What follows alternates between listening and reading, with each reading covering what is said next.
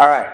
If you saw our live discussion on the 5 fitness types, you'll know that there's weight loss, bodybuilding, fitness, sports performance, and wellness, of which you may fall specifically into one. There is some carryover between one to the other.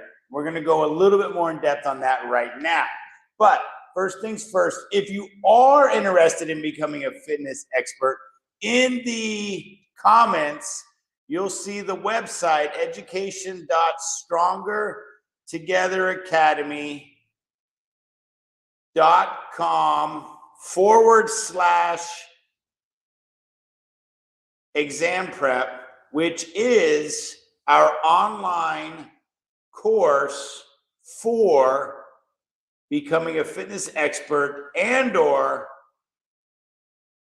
becoming a certified personal trainer, which if you're a PE teacher or a homeschool parent or a sports coach, it is a nice way to establish your fitness-based knowledge and or potentially add a side income, which in the economy that we have today is always nice to have a little bit of extra money. So you can do that. You can work 2 hours a week. You can work weekends. You can work before school, after school, 2 hours a day. You can potentially make up to, some personal trainers make $100 an hour. If you coach a small group class, which you'll have the expert knowledge to do that as well, you can make $150 to $200 an hour. All right. So just saying, if you need extra income, our course can help you do that. But today we're talking more specifically on how there is some carryover between the 5 fitness types. The most common types you're going to see in a gym are weight loss and bodybuilding. Most people want to look good, and most people want to be in better shape from the visual aspect of how they look in the mirror. Losing body fat, weight loss, and or building your muscles, bodybuilding, will help you look good. The vanity of it all, the aesthetics, the appeal are why those are the 2 most common. Now, here's what's common between those 2 and the similarities and the differences. Bodybuilding is about weight loss in that you want to drop body fat. You ideally have a low body fat percentage so that your muscles are more presentable on stage if you're a bodybuilder. If you are a bodybuilding type, fitness type, but you never appear on stage, most won't or ever do it, that's fine, but you're still in the bodybuilding fitness type. You never have to step on stage and you can still be a bodybuilding fitness type. You still want the same things. Appearance of your muscles, large muscles, well-defined, low body fat, symmetry so that everything is proportioned. And the visual appeal of how you look is the most important thing for bodybuilding. Weight loss is all about decreasing your overall weight. The number on the scale is very important, although not the end-all be-all. But ultimately, more important than weight loss is body fat loss. Total pounds of body fat loss, because dropping lean body mass, your muscle, your bone, your organs, your fluids, is not important and or healthy. So we want to determine that it is body fat loss. So the percentage of our body fat that goes down is a great thing. And that is the goal of weight loss. So weight loss and bodybuilding may see a decrease in your body fat percentage. It may see a decrease in your overall weight as it pertains to the scale, but then they sort of diverge into different areas as far as how you emphasize your programming. Both of them are going to do the major movements. Remember, we teach you more in this in the course, but there are 7 major movements of human life: squats, presses, pulls, rotations, hinges, lunges. I think I named them all. If I forgot one, take the course and you'll learn what the other one is. All right, you know what I mean. All right, sometimes off the top of my head. All right, anyway, so you will still do squats whether you're doing weight loss and or bodybuilding. The emphasis might be a little different. The rep ranges might be a little different. The speed of the movement might be a little different. The buildup of lactic acid might be a little different. The weight goal choice of how much weight are you doing might be a little different. And that's where they diverge. You might do lunges with weight loss because they're very good for burning calories because of the compound emphasis of 2 or more joints working, right? Compound exercises versus isolation exercises. Compound exercises use multiple joints at the same time. A squat uses your hips, your knees, and your ankles. A bench press uses your shoulders and your elbows. Push-ups uses your shoulders and your elbows, okay? A dumbbell lateral raise just uses my shoulder. So bench press and push-ups are compound, 2 or more joints, right? Dumbbell lateral raise uses my shoulder, no elbow, therefore it's an isolation exercise.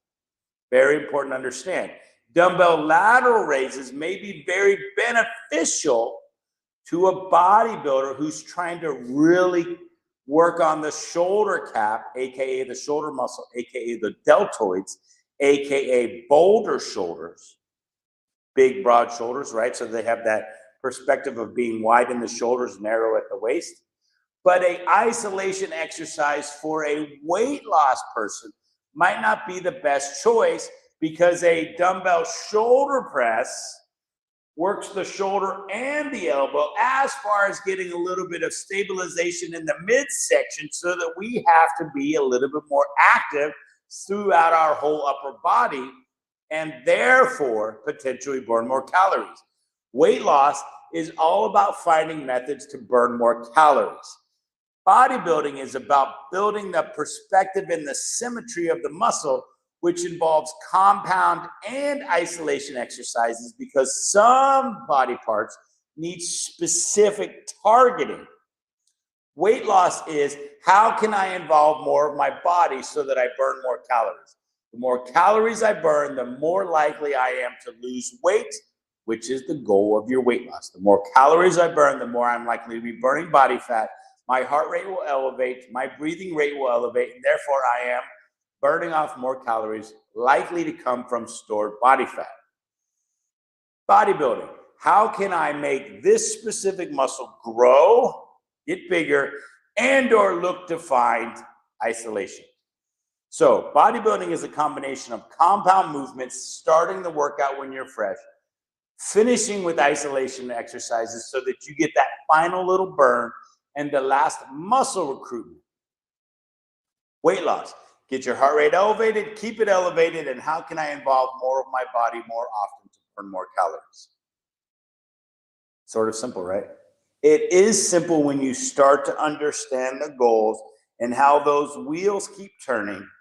And that's why it is very difficult to be a fitness expert unless you start to understand the basic natures of science, movement, and the parameters of what exercise program really entails. A lot of answers are maybe, or it depends, but we want to help you be able to understand the maybes and or the it depends, because many answers come down to, well, it depends. And having just a cookie cutter program isn't necessarily the best for everybody. But everyone can learn more and be better and understand how their goals can be better achieved through the ability to scientifically reason, use cognitive thought to improve their overall skills. All right.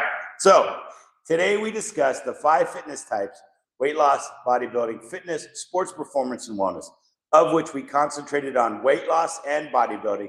The similarities are, it's about working your body to the best of your ability. You use compound movements. It's about getting active. There is some cardio involved, some weight loss involved, the body fat loss involved. And then how we choose our exercise programming specifics is how they will diverge, so that compound exercises for your weight loss, because it's all about calorie burn. You may have a choice of an isolation exercise here and there, like a bicep curl. There's nothing wrong with doing more, but we do have our specific goal, kind of the 80-20 rule of fitness. 80% of the time, you got to do something very specific to your goal. 20% of the time, do something that you just enjoy. Then bodybuilding is compound with isolation, starting with compound, finishing with isolation, so that you build the muscles and then fine tune at the end. If you have any questions, we're always here to help. That's the difference and similarities between weight loss and bodybuilding, because you guys asked. We're always here to answer your questions. We want to do it the best of our abilities So if you guys ask us a question, we'll be here to answer, because we want you guys to be the best, smartest, fitness knowledgeable teachers, parents, and our fitness enthusiasts you can. If you have any questions, just let me know. I'm Spencer Aiken with the Stronger Together Academy. And if you're interested in learning more, please join our course, which starts March 25th at 12:30 p.m. Pacific time. It is live. It'll be live Tuesdays and Thursdays, but there will be recorded options available for every lecture we have. It's a 25-hour course. We hope to see you there. There is early bird pricing special, which you can find at education.strongertogetheracademy.com/exam prep. All right. You guys go out. Be awesome. Be amazing. Thank you.